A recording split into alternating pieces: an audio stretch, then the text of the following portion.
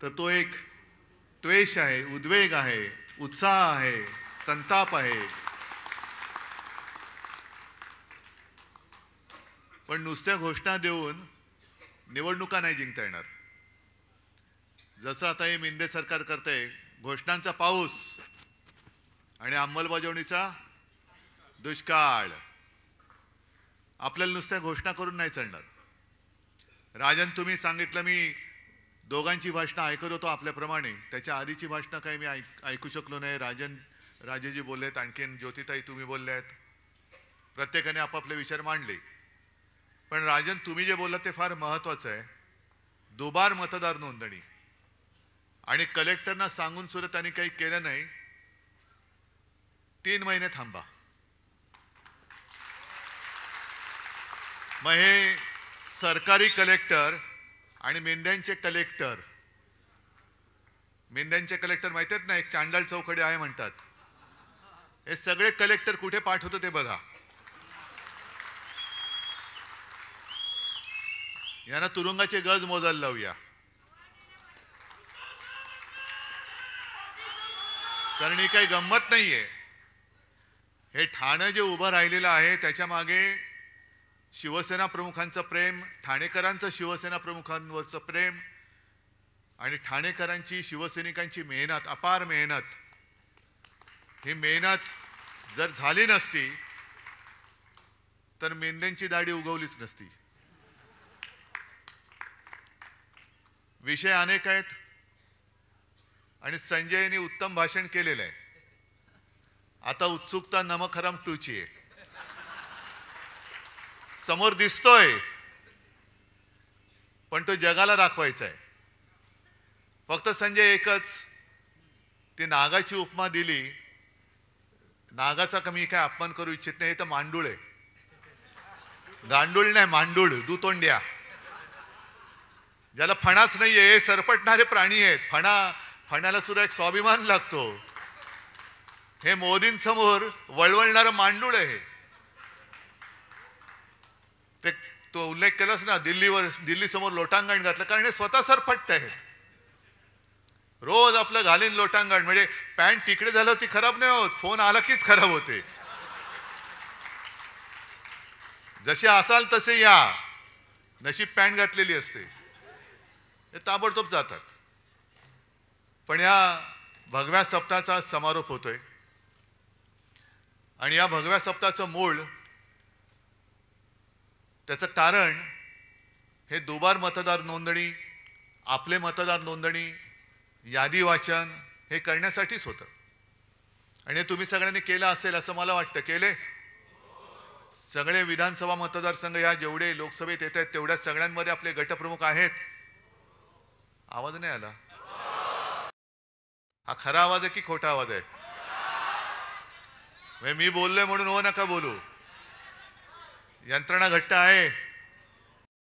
त्याच वेळेला यांनी लबाडी करूनही जिंकलेले आहेत. खरं म्हणजे ठाणेकरांचं मी कौतुक करायला आलेलो आहे. कारण सगळं काही पळवलं, जोर जबरदस्ती, पैशाचं वाटप, एवढं करून सुद्धा 5.25 लाख ठाणेकर आपल्या सोबत निष्ठेने आणि प्रेमाने उभे राहिले. 5.25 लाख. बाजूला आपली वैशालीताई बसलेली आहे, साधी महिला कार्यकर्ती. समोर मिंद्याचं कार्ट, स्वतः मिंदे. तरी सुद्धा या माझ्या कार्यकर्त्या महिलेचा पराभव करायला विश्वगुरूंना आणावं लागलं. ह्या आपला विजय. जवळपास 4.25-4.5 लाख मतं कल्याणकरांनी दिली. हाच सर आपला विजय आहे. कारण आपल्याला लांडी लबाडी करून काही नकोय. जे काय आहे ते हक्काचं पाहिजे, प्रेमाचं पाहिजे. विकत भाज्या घेता येतात, मतं विकत नकोय आम्हाला. मतं नाही विकत घेत आपण कधी. आणि प्रचंड पैसा ओतून सुद्धा ही एवढी मतं मिळवली तरी सुद्धा विजय समोर दिसत नाही म्हणून लांड्याला बड्या केल्या.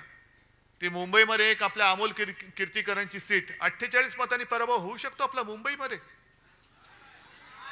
होऊच शकत नाही. ही चोरलेली सीट आहे. आणि त्याच्यानंतर ज्या दोन निवडणुका झाल्या, एक पदवीधर मतदारसंघ आणि शिक्षक मतदारसंघ, संपूर्ण मुंबई त्याच्यात मतदान करते, पदवीधर आणि शिक्षक. म्हणजे असं काही नाही की जो काही पदवीधर नाही तो काही समजदार नाही, पण जो सुशिक्षित आहे आणि मुळामध्ये शिक्षक जे पुढची पिढी घडवत असतात, आजपर्यंत कधी मतदान झालं नाही एवढं मतदान पदवीधरच्या मतदानामध्ये झालं, मतदारसंघात झालं. आणि प्रचंड मताधिक्याने आपला शिवसेनेचा भगवा हाती घेतलेला उमेदवार त्यांनी निवडून दिला. शिक्षक सुद्धा पहिल्या प्रथम आपण निवडून दिला मुंबईकरांनी. मग मुंबई ठाणे सगळे एकच आहे, कोकण माझंच आहे, कोकण माझंच आहे, कोकणामध्ये पर्व होऊ शकतो आपला. पण हे सगळे जे काहींचे चाळे चाललेत हे अब्दालीचे चाळे आहेत. आपल्यामध्ये फूट पाडायचं. मी का अब्दाली बोललो? रागाने द्वेषाने नाही, नुसता बोललो. अहमद शहा, अहमदाबाद शहा नाही, अहमद शहा. नाही तर कोणतरी म्हणेल अहमदाबाद शहा. तसं नाही, सगळ्या गुजराती लोकांबद्दल माझा राग नाही, पण जे माझ्या महाराष्ट्राला लुटतायत त्या दरोडेखोरांवरती राग आहेच. आणि त्यांना गाडायचं म्हणजे गाडायचंच, कोणत्याही परिस्थितीत गाडायचं. मी काय लेना ना देना. आता परत 16 तारखेला येत आहेत.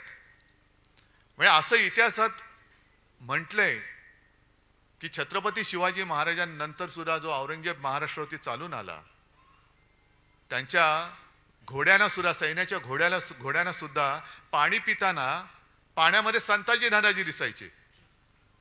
तसे या अब्दालीच्या खेचरांना पाण्यामध्ये उद्धव ठाकरे दिसतो. ही खेचरं आहेत. पण तुम्ही अजून महाराष्ट्राचं पाणी जोखलेलं नाही, महाराष्ट्राने अजून तुम्हाला पूर्ण पाणी पाजलेलं नाही. हा सामना आता होऊ द्या. महाराष्ट्राचं पाणी काय असतं ते तुम्हाला दाखवून देईल शिवसेना. काय पाणी असतं. पण एक लक्षात घ्या की काही काही गोष्टी आपण सोडून देतो. आता ही चांगली, खरं म्हणजे जाहीर सभाच मला ठाण्यामध्ये परत घ्यायची, मी पुन्हा येणारच आहे. पण पावसाळा सुरू झालाय, जाहीर सभांचा हे काही दिवस नाहीत. मग कार्यकर्त्यांच्या गाठीभेटी मी सुरू केल्यात, जसं आता हॉलमध्ये करतोय. 4 दिवसापूर्वी पुण्याला झाला. पुण्याचा हॉल जरा मोठा आहे, एक 5-10 हजार लोक तिकडे वरती आणि खाली अशी बसली होती. पण सभा मोठी झाली, शोभायात्रा मोठ्या झाल्या नाही. मी अजूनही सांगतो, वेळ गेलेली नाही, वेळ आहे. जवळपास 2-3 महिने आपल्या हातात आहेत. मतदार यादी हातामध्ये घेऊन प्रत्येक घरात, जसं गटप्रमुखाचं काम काय, माझ्याकडे किती मतदार आहेत माझ्या यादीमध्ये? 800 ते 1200 ही सरासरी मतदारांची संख्या असते, बरोबर ना? मग मतदार नोंदणी केल्यानंतर माझ्या ह्या माता भगिनी आहेत, तुम्ही सगळे शिवसैनिक आहात. प्रत्येक गटप्रमुखाचं काम असं की खिशात मतदार यादी घेऊन चेक करणं. जे राजन तुम्ही सांगताय ना दुबार मतदार नोंदणी, ही मतदार नोंदणी एका मतदान क्षेत्रामध्ये, मतदार क्षेत्रात हे 2दा मतदान नाही करू शकत. लोकसभेचं मोठं आहे त्याच्यामुळे लोकसभेत कदाचित शक्य आहे, पण विधानसभेला बाजूबाजूच्या विधानसभा मतदारसंघामध्ये हे दुबार मतदान करू शकतात. जर प्रत्येक गटप्रमुखांनी आपल्या यादीपुरताच मतदारसंघ आहे माझा. ठाण्याचा मतदारसंघ शहराचा किती आहे? असेल 5 लाख. पण माझ्याकडे जबाबदारी या 1200 मतदारांची आहे. म्हणजे 1200 मतदार खरे आहेत की खोटे आहेत? आणखीन कोण नवीन घुसलेत का? जे जुने होते ते बरोबर जागेवर आहेत का? आणि मतदानाच्या दिवशी सुद्धा मतदान केंद्रापर्यंत त्यांना नेण्याची जबाबदारी ही आपण जर का घेतली आणि त्यांना मतदान केंद्रापर्यंत नेलं, तर मला असं वाटतं त्यांनी किती पैसा होतो द्या, किती योजना होतो द्या, आपला विजय झाल्याशिवाय राहणार नाही. फक्त त्याच्यात तुम्ही गफलत करू नका. हे थोडंसं तुम्हाला मी वेगळं सांगतोय, कारण संजयनी चांगलं जे काय सांगायचं सांगितलंय, पण संघटनात्मक जे काम आहे म्हणून तर त्याला संघटना म्हणतात. नुसता काहीतरी जमाव आला तर फटाके फोडेल, नाही तर हिंसाचार करेल, पण तसा जमाव नकोय मला. मला संघटनात्मक काम करणारे माझे सैनिक जे आहेत हे माझं सैन्य आहे. म्हणून मध्ये मी जे बोललो ना मुनगट्टीवारना की अरे तुम्ही माझा पक्ष चोरलात, सगळं चिन्ह चोरलं, सगळं चोरलं, तेही कमी पडतंय म्हणून तुम्ही लंडनला जाऊन वाघनखं घेऊन आलात. पण आता वाघनखं आणि मुनगट्टीवार काहीच जुळत नाही, काहीच जुळत नाही. पण ही वाघनखं तुम्ही जी म्युझियममध्ये ठेवलेत ती कदाचित एक प्रतीक म्हणून ठीक आहे. त्याच वाघनखाने अफजल खानाचा कोथळा काढला असेल किंवा नसेल ह्याचा काही पुरावा नाही असं त्या म्युझियमनी सुद्धा म्हटलेलं आहे. पण महाराज शिवकालीन ते हत्यार आहे, छत्रपती शिवाजी महाराजांनी ते वापरलं होतं, म्हणून त्या वाघनखांबद्दल आम्हाला आदर आहेच. पण आत्ताच्या काळातली वाघनखं ही आहेत जे माझे सैनिक आहेत, ही वाघनख आहेत. आणि म्हणून मी अब्दालीला घाबरत नाही. येऊच दे.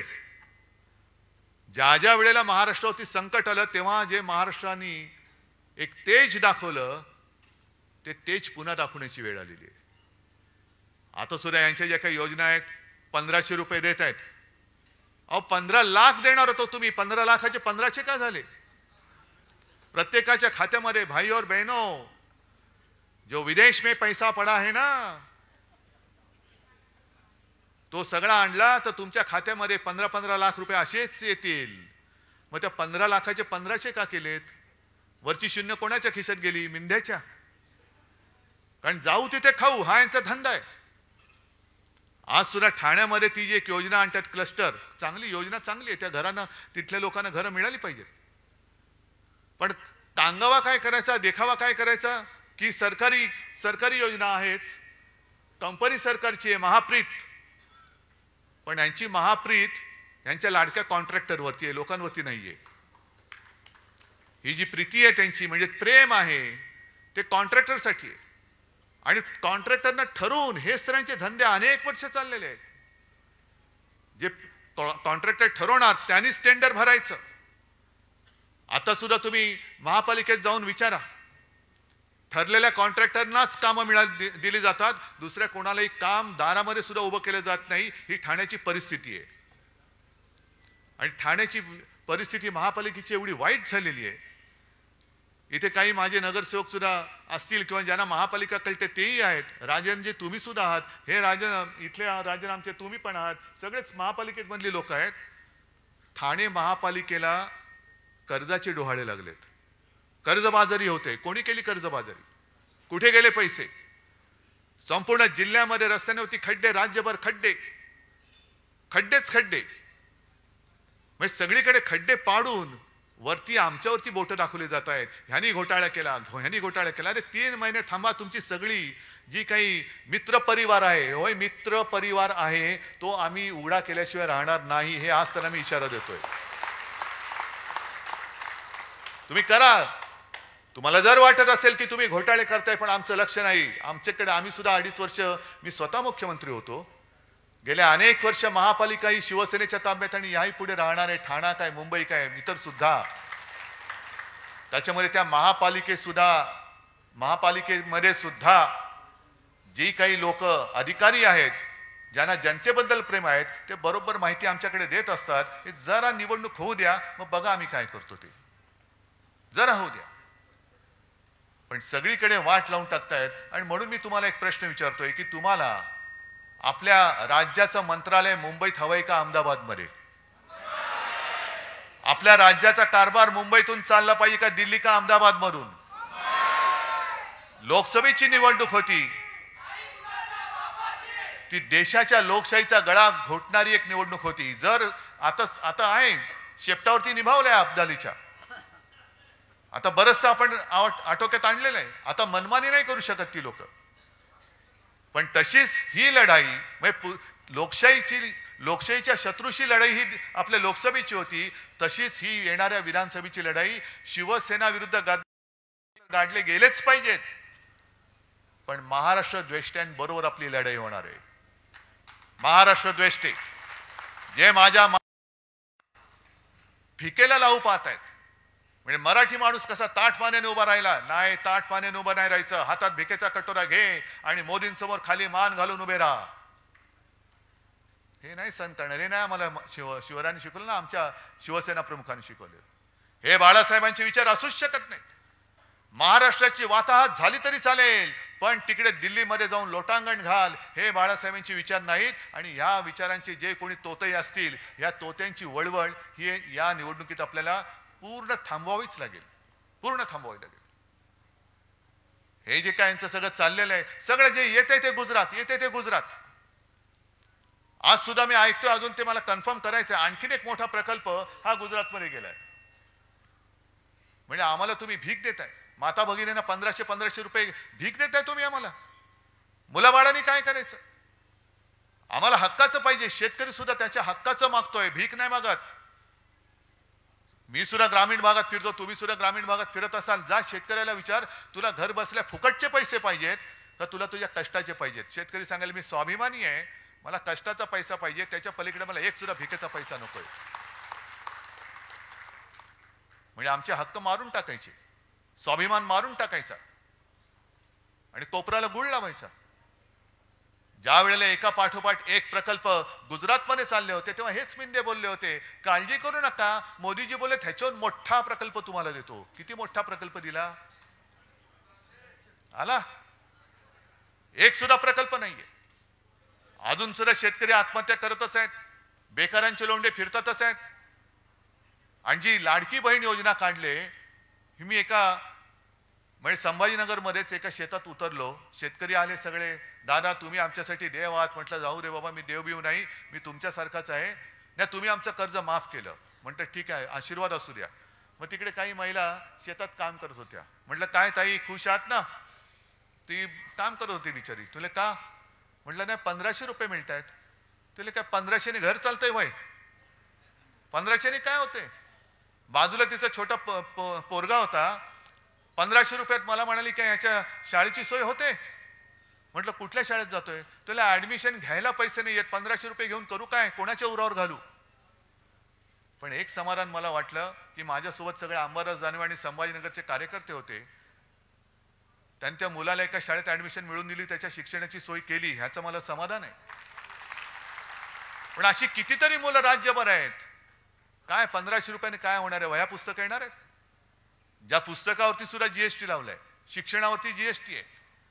आता तर कर म्हणजे आयुर्विम्यावरती जीएसटी, म्हणजे विम्याची जाहिरात आहे ना, जिंदगी के साथ भी जिंदगी के बाद भी, म्हणजे जिंदगी के बाद भी जीएसटी. कशासाठी भरायचा? कोणाच्या खिशात जाणार? म्हणजे सगळीकडे वरपासून खालपर्यंत हे सगळं बरबटलेलं सरकार. ठाण्यातले भूखंड खात आहेत, मुंबईतले खात आहेत, अयोध्येमधले खात आहेत. अयोध्येमध्ये सुद्धा एक आदर्श घोटाळा झालाय. आदर्श म्हणजे चांगला नाही, जसा इकडे आदर्श घोटाळा झालाय मुंबईमध्ये. सैन्य दलाची जमीन खाल्ली. कोणी खाल्ली? कुठून आला?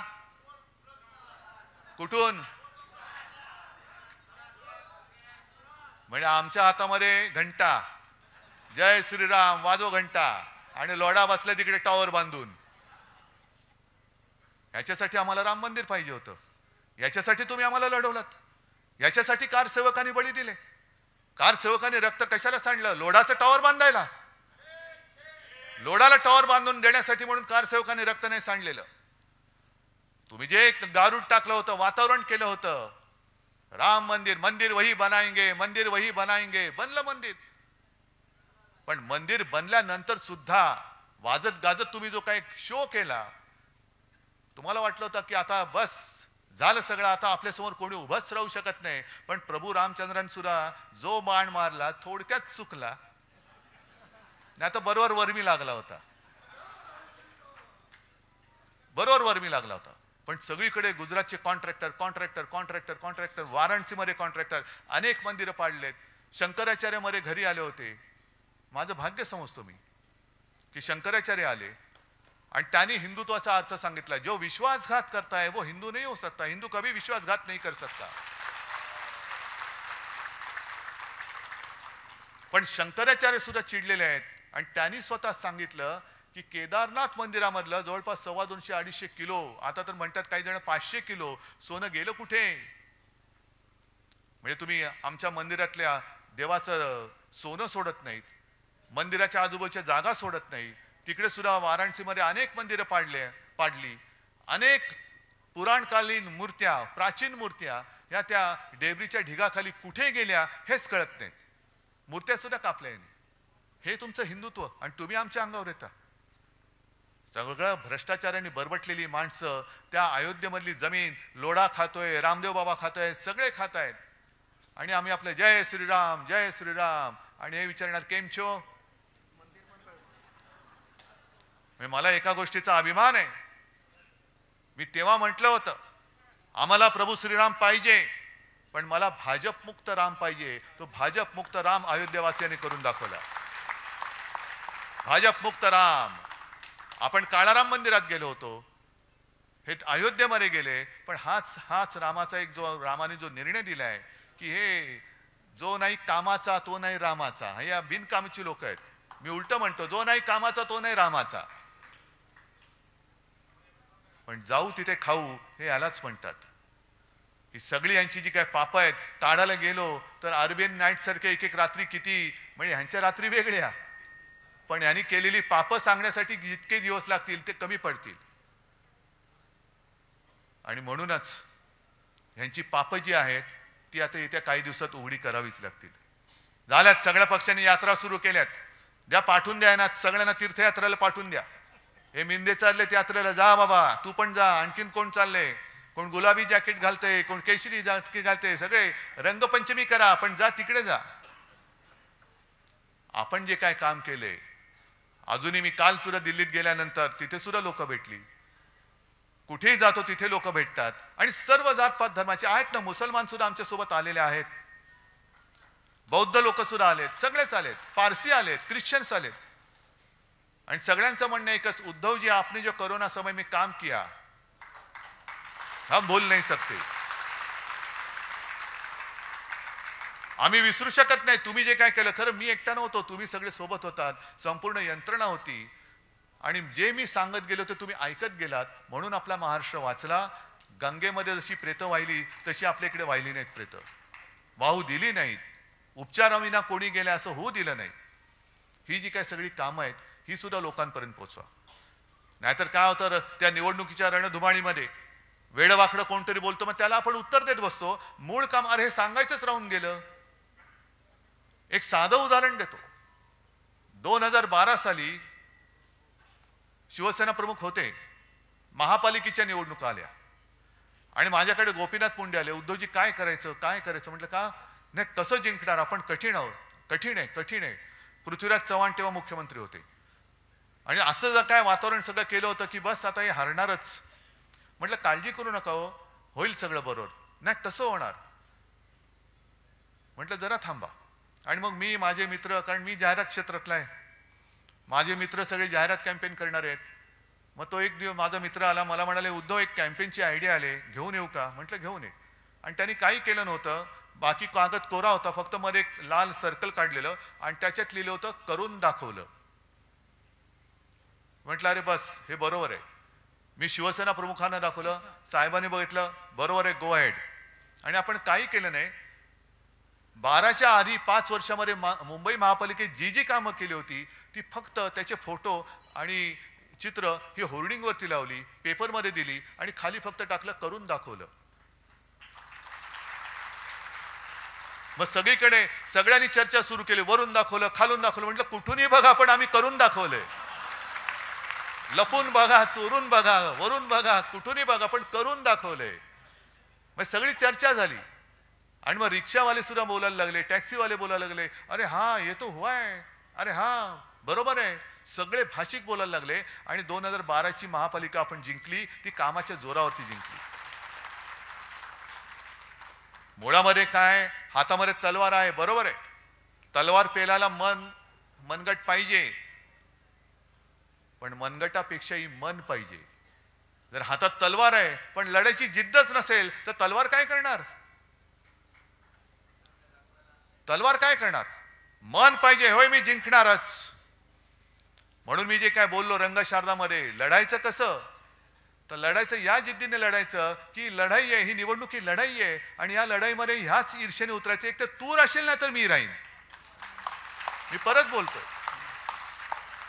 आणि तू आणि मी म्हणजे मी उद्धव ठाकरे एकटा नाही, मी म्हणजे तुम्ही, महाराष्ट्र प्रेमी, शिवप्रेमी, शिवसेना प्रेमी, बाळासाहेब प्रेमी. आणि तू म्हणजे महाराष्ट्राला लुटायला आलेला दरोडेखोर. तू म्हणजे त्या दरोडेखोरीचा पाय चाटणारा गद्दार, मांडूळ. बा आता लोक म्हणतील हे याने एकदा ढेकून म्हणतात ना मांडूळ. अरे मी जीवप्रेमी आहेच, मी जंगल वाचवायचं काम केलं होतं. तुम्हीच जे आरे होतं, अरे मी वाचवत होतो, तुम्ही आलात आणि ते आरे कापून टाकलं. मग करू काय? त्याच्यामध्ये काय काय प्राणी राहतात हे तुम्हाला सांगितलंय, नाव दिल्याशिवाय तुम्हाला कळणार कसं ते? मांडूळ, मांडूळ म्हणजे काय? मिळेल आरेमध्ये जा बघ.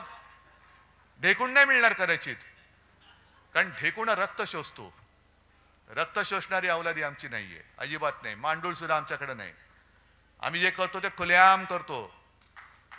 चालून जायचं तर छातीवरती समोरासमोर पाठून वार करणारे नाहीत आम्ही. आणि हे सगळं जे काही करायचंय त्या विधानसभा निवडणुकीत करायचंय.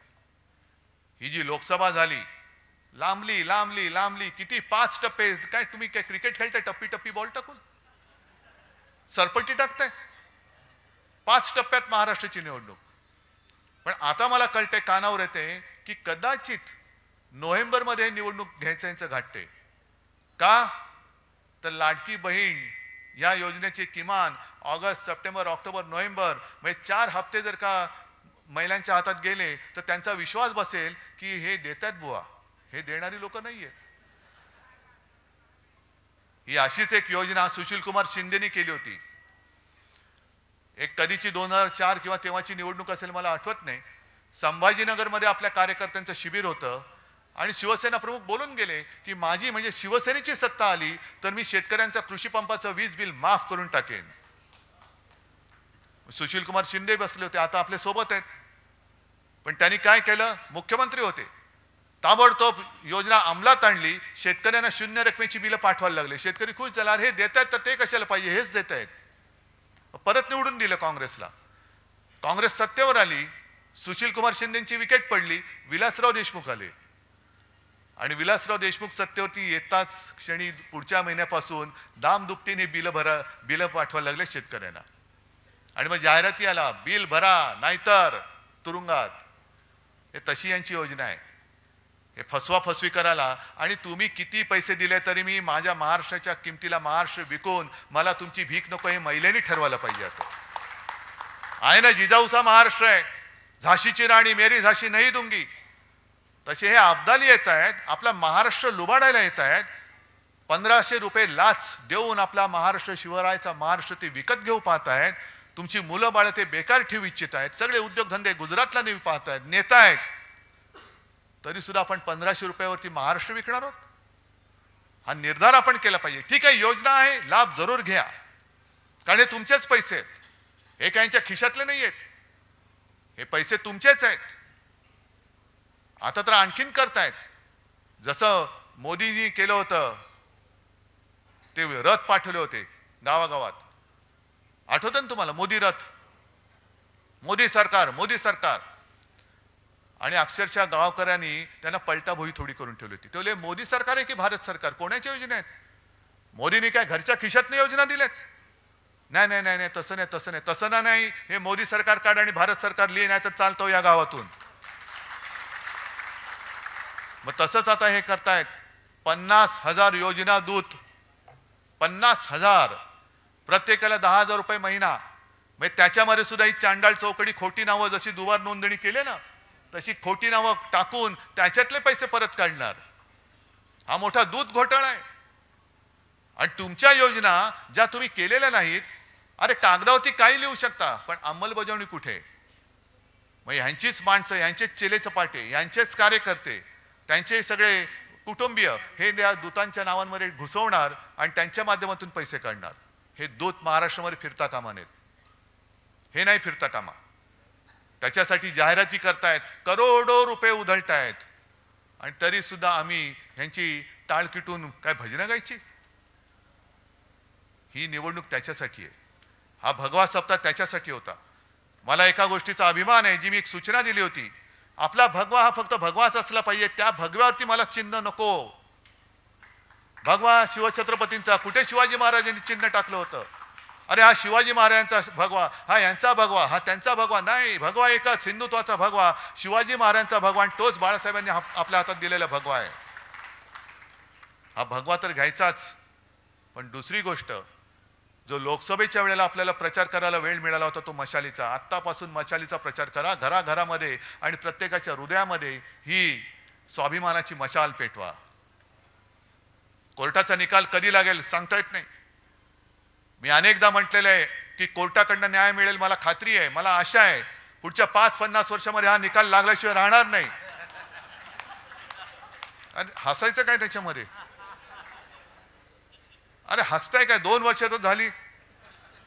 अपात्रतेचा निर्णय आता लागला, आता लागेल बघा 5-6 वर्षामध्ये. पण तोपर्यंत झाली, माणसं म्हातारी झाली, निवडणूक विधानसभेची टर्म संपली. तसंच माझ्या नाव आणि चिन्हाचा लागेल निकाल, पुढच्या 5-50 वर्षात, 100 वर्षात लागेल. पण तोपर्यंत आपली जी मशाल आहे, ती मशाल हीच लोकशाही गाडणाऱ्या लोकांचं बूट जाळण्यासाठी मशाल आहे. लोकशाहीची हत्या समोर होते तरी सुद्धा डोळ्याला पट्टी लावून बसणारी जी माणसं आहेत, त्यांना जरा तो लोकशाहीचा चटका काय असतो ते दाखवणारी ही मशाल आहे. त्याच्यामुळे शाखांच्या बोर्डवर असेल, अगदी भिंतीवरती असेल, सगळीकडे आता धनुष्यबाण नाही, मशाल आणि मशाल. अजूनही मला जी माणसं सांगतात की अरे उद्धवजी, आम्ही तुम्हाला मत द्यायचं म्हणून गेलो, मत दिलं, नंतर कळलं आम्ही चुकून धनुष्यबाणाला मत दिलं. हे आहे, हे नातं आहे, हे नातं आहेच किंवा होतं. पण आज चोराने आपलं धनुष्यबाण चोरलंय, चोर धनुष्यबाण घेऊन आलेला आहे, त्याला मशालीची धक काय ती आपल्याला दाखवायची. आणि म्हणून म्हणजे मी आणि म्हणून म्हणतो, आणि म्हणून असं कुंठून नाही बोलत, असं कणणं कुंठणं मला येत नाही. आपण सरळ बोलतो आणि म्हणून ये जो है वो जो मशाल जो है वो मशाल जो है वो धनुष्यबाण जो है वो, ऐसा नहीं बोलायचं, सरळ बोलणार आहे. हे पहिले सुपारी थूक तोंडातली. ये जो है जो काय है जो. आणि म्हणून हे या एक काहीतरी पोट साफ करायचं द्या औषध, यांचं कडनं तरी साफ होईल. ते औषध या निवडणुकीत त्यांना द्यायचंय. आणि मला माहिती आहे हे तुम्ही औषध द्यायला सगळे हुशार आहात. देणार ना औषध? या वेळेला जो एक निसट्टा आपला पराभव झाला, या वेळेला मला ठणठणीत विजय पाहिजे. आणि या ठणठणीत विजयाची जबाबदारी मी तुमच्यावरती सोपवतो आणि तूर्त रजा घेतो. जय हिंद, जय महाराष्ट्र.